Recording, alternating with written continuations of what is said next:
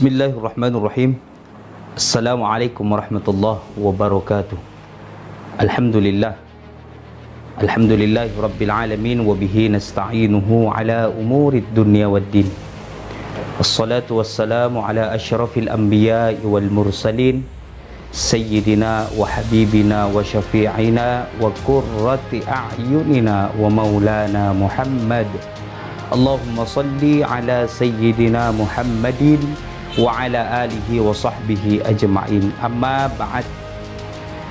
Broce dan broci dimanapun kita seluruhnya berada, alhamdulillah kita berjumpa lagi dalam kesempatan kali ini.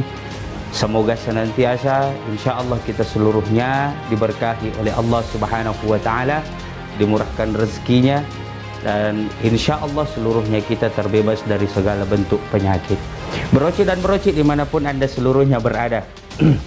Pada kesempatan kali ini saya cuman ingin menyampaikan bahwa di dalam kitab Minhajul Abidin, Minhaj al-Abidin, Imam Al-Ghazali menjelaskan kepada kita bahwa ternyata ada manusia-manusia kelak ketika manusia itu meninggal dunia, ia akan masuk ke dalam nerakanya Allah Subhanahu wa taala tanpa hisab.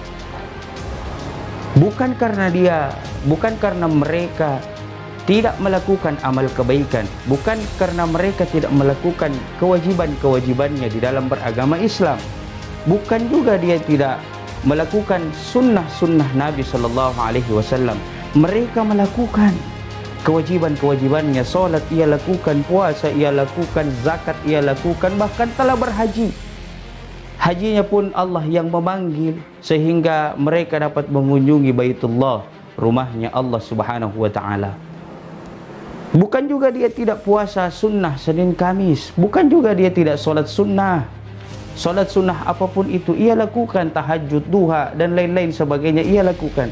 Tapi kebaikan-kebaikannya ini, amal-amal ibadahnya ini tidak dapat mengalahkan perbuatan-perbuatan maksiatnya di hadapan Allah Subhanahu wa taala.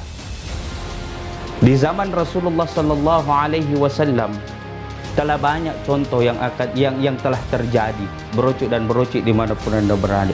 Banyak sekali contoh yang Rasulullah sallallahu alaihi wasallam berikan kepada kita, bahwa inilah yang dikutip Imam Al-Ghazali di dalam kitab Minhaj al-Abidin, bahwa golongan yang pertama yang masuk neraka tanpa hisab, langsung masuk neraka. Pokoknya tidak pakai password, tidak pakai password, langsung masuk, langsung dicelupkan ke dalam api neraka adalah pemimpin-pemimpin yang zalim.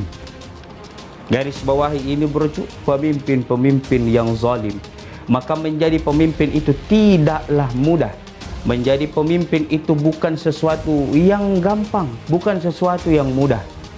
Dari zaman Rasulullah sallallahu alaihi wasallam memimpin sampai detik ini, bukan sesuatu yang mudah itu memimpin, berucu. Ya, karena pemimpin adalah yang memimpin, apapun itu adalah amanah yang besar yang Allah titipkan kepadanya. Maka tidak boleh disalahgunakan itu amanah. Maka golongan yang pertama adalah pemimpin-pemimpin yang zalim terhadap rakyatnya, pemimpin-pemimpin yang zalim terhadap bawahannya, pemimpin-pemimpin yang zalim terhadap masyarakatnya. Inilah golongan yang pertama yang akan masuk ke dalam surganya Allah, ke dalam nerakanya Allah Subhanahu wa taala tanpa hisab. Maka setiap kita yang menjadi pemimpin jangan pernah tidak amanah kepada rakyatnya. Setiap kita yang menjadi pemimpin jangan pernah mendustai rakyatnya. Setiap kita yang menjadi pemimpin jangan pernah membohongi rakyatnya. Kenapa? Karena ini adalah kriterianya pemimpin-pemimpin yang zalim. Di zaman Nabi Sallallahu Alaihi Wasallam ada seorang bupati. Kalau bahasa atas sekarang berucap bupati. Karena dulu kan presidennya Rasulullah. Ada bupati ini yang punya istana yang megah, rumah yang besar, pokoknya segala fasilitasnya ada karena ia pejabat. Lalu di samping rumahnya, di samping istananya yang megah itu ada satu gubuk yang kecil, kumuh, reot. Ini gubuknya ini kodong mau mirumbang, mau jatuh. Kalau ditiup angin ini jatuh nih kodong. Tapi yang punya gubuk ini adalah orang Kristen, bukan orang Islam, di luar dari agama Islam, bukan penganut agama Islam. Lalu ajudan ini datang kepada bupati ini. Bupati, bagaimana bangunan di sebelah? Kata bupatinya ini, hancurkan. Pokoknya ambilkan alat berat, ratakan dengan tanah karena kita akan bangun masjid di situ. Mulailah panik ini yang punya gubuk kecilku dong. Aduh, kenapa ini pemimpinku begini? Saya seakan-akan kalau bukan agama Islam, saya ditindas, saya diintimidasi oleh bupati, oleh pimpinan, oleh pemimpin saya. Saya harus mengadu kepada siapa? Sedangkan saya bukan golongannya, saya bukan orang Islam. Lalu di tengah kegundahannya datanglah, kalau bahasa atas sekarang ini berucu Satpol PP, datanglah ke rumahnya itu kodong orang tua, rumah gubuk yang reot itu. Keluar, rumahmu ini mau digusur. Kau ini tidak ada surat-suratnya. Kata, saya kan sudah lama tinggal di sini walaupun tidak ada surat-suratku kodong. Izinkan saya tinggal di sini beberapa waktu lagi sambil saya mencari tempat yang lebih aman untuk saya bangun kembali rumahku yang reot ini, gubukku yang reot ini. Kata Pempraja, tidak ada istilah, pokoknya keluar kau. Nah, inilah kita sekarang. Contohnya, buktinya sekarang yang terjadi seperti itu. Keluar. Di sini akan dibangun masjid. Ini perintah langsung dari bupati. Tidak ada dispensasi. Lalu keluarlah orang tua ini, seraya ia mencari pendapat, berpikir, merenung sama siapa saya mengadu. Akhirnya ada teman yang ia temui, dikasihlah masukan bahwa langsunglah kamu menghadap kepada Umar bin Khattab. Lalu kemudian Umar ini sedang duduk di bawah pohon. Dia baring-baring di bawah pohon. Datanglah orang tua ini mengadu, wahai fulan, saya ingin bertemu dengan Umar. Mana Umar? Lalu kata Umar, saya Umar. Kenapa? Ada bupati di wilayah saya. Dia gusur rumah saya. Dia mau bangun masjid. Rumahku ini, gubukku ini amat kecil kodong. Kata Umar, ya sudah, kau ambil tulang unta di tempat sampah sana. Diambillah tulang itu. Lalu Umar mengeluarkan pedangnya, digaris tulang itu lurus. Lalu kata Umar, bawalah tulang ini, sampaikan, berikan, perlihatkan kepada bupatimu di sana. Lalu dibawalah kembali tulang ini. Saat di jalan, orang tua ini berpikir, saya ini sepertinya tidak dapat keadilan. Saya melapor sama Umar, saya cuma dikasih tulang. Kalau tulang di kampungku juga banyak. Di kampung saya banyak tulang. Kenapa cuma tulang dikasihkan saya ini? Lalu setibanya di kampungnya menghadap kepada Pak Bupati. Selamat pagi Pak Bupati. Selamat pagi. Oh, kamu orang tua yang tinggal di rumah saya, samping rumah saya, yang mau digusur itu? Iya. Kenapa? Ada perlu apa? Saya sudah menjumpai Umar bin Khattab. Hah? Kenapa kau menjumpai Umar bin Khattab? Saya cuma ingin mencari keadilan. Lalu apa kata Umar? Dia cuma memperlihatkan saya tulang ini. Begitu bupati ini memegang tulang tersebut, gemetar seluruh badan. Oleh karena diperlihatkan seiris goresan di atas tulang itu. Kata bupati itu, kau kan langsung ku menjamak-jamak, langsung ku pergi di boska. Sudah, panggil Satpol PP. Tidak jadi, perbaiki lagi rumahnya itu orang, jangan dibongkar. Kau kan selalu kau mau langsung di boska. Jadi ini kau ini. Kata orang tua itu, apa maksudnya kah itu tulang? Dia bilang, ini Umar bin Khattab memberikan saya kode bahwa kau jadi pemimpin harus lurus seperti garis, seperti irisan yang ku garis di atas tulang ini. Harus lurus. Kalau ada rakyat kecil jangan engkau tindas. Kalau saya tidak mampu untuk berlaku lurus, adil, jujur, maka Umar sendiri yang akan meluruskan saya pakai pedangnya. Maka ini yang bikin takut-takut makanya kau selalu jamak-jamak di boska. Kenapa kau selalu kau jamak-jamak di boska? Sudah, salam aku. Tempatin lagi rumahmu, tidak ada masalah, aman. Dari sepenggal kisah ini menjadi contoh pemimpin-pemimpin sekarang, dan saya harap seluruh pemimpin-pemimpin terkhusus di Kota Makassar ini yang menjadi acuannya, ini yang menjadi dasarnya. Jadilah kita pemimpin yang senantiasa mengayomi rakyatnya, jangan pilih kasih. Nanti yang kaya, yang banyak uangnya baru mau dilayani, yang tidak banyak uangnya tidak mau dilayani. Apalagi sekarang ini marak terjadi korupsi. Makanya pemimpin-pemimpin Anda zalim. Kalau Anda zalim terhadap rakyat Anda, maka demi Allah Anda akan masuk ke dalam nerakanya Allah Subhanahu wa taala tanpa hisab. Seperti gambar yang ada di belakang saya, Anda akan disiksa, Anda akan dicelupkan ke dalam api nerakanya Allah Subhanahu wa taala disebabkan Anda tidak amanah dalam menjalankan kepemimpinan Anda. Jikalau Anda seorang bupati, kasihani mereka yang kecil. Jikalau Anda seorang gubernur, maka perhatikan rakyat-rakyatnya yang kecil. Presiden sekalipun, maka sayangi seluruh rakyatnya karena ini amanah. Maka berocuk dan berocik dimanapun Anda seluruhnya berada, marak terjadi korupsi, uang rakyat disikat, uang rakyat dihabisi.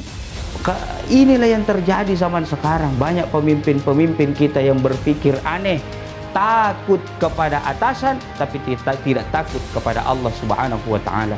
Padahal ancamannya neraka, bro, lebih parah daripada ancamannya corona.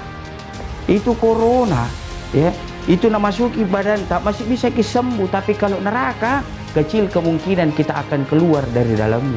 Makanya tadi berocik dan berocik dimanapun Anda seluruhnya berada, ini yang mesti kita pahami dan ini yang mesti saya utarakan di hadapan kita seluruhnya, bahwa menjadi pemimpin tidak mudah. Bahkan ada juga pemimpin, ya golongannya ini marak pencalekan, ya, marak pilwalkot, pilgub dan lain-lain sebagainya.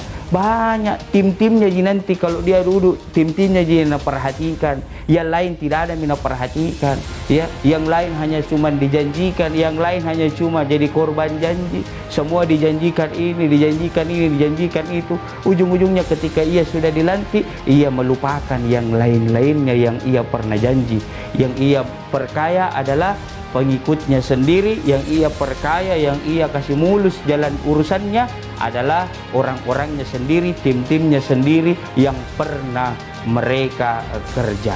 Maka berocik dan berocik dimanapun kita seluruhnya berada, ayyuma ra'in ghasya ra'iyatahu fahuwa finnar. Pemimpin yang menipu rakyatnya fahuwa finnar, mereka sama-sama, mereka masuk ke dalam nerakanya Allah Subhanahu wa taala. Maka golongan yang pertama menurut Imam Al-Ghazali adalah mereka pemimpin-pemimpin yang zalim terhadap rakyatnya.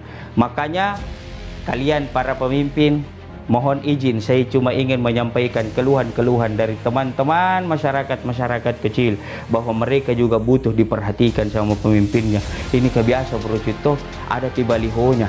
Itu lagi biasa tuh di Leki ada balihonya. Siapa ini? Apa tuh ini mau maju wali kota? Apa tuh ini mau maju gubernur? Siapa kayak ini? Adakah apakah sepak terjangnya ini? Apakah yang sudah dibikin untuk Makassar? Apakah yang sudah dibikin untuk Indonesia sampai-sampai dia berani mencalonkan diri? Nanti ada di balihonya, baru turun jabat tangan. Si Tom itu timnya foto-foto di belakang. Porena. Baru nanti itu dia bikin melindungi rakyat kecil, mengayomi rakyat kecil. Nah janji masjid na bantu, nah janji pesantren na bantu. Nanti setelah dilantik dikasih masuk itu proposal ke dede banyak lah mencela-mencelenya, kurang ini, banyak persyaratan ini itu. Tapi kalau ada tundik kita iya tuh malah tuh gawe. Nah ini yang menjadi persoalan sekarang.